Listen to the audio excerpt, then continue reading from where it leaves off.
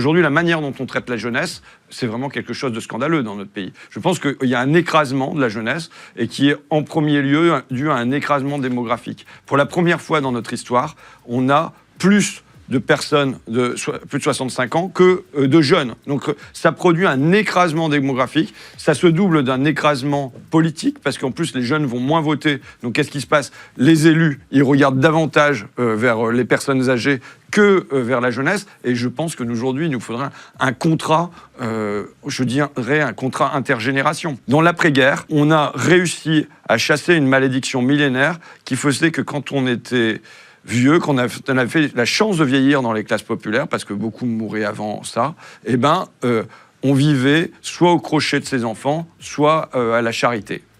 Et on a instauré le minimum vieillesse, on a instauré la retraite, qui fait qu'en une génération, on a vaincu cette malédiction par du politique. On a divisé par 4 le taux de pauvreté chez les personnes âgées. Pour la première fois de notre histoire, le taux de pauvreté des personnes âgées est passé sous la moyenne nationale.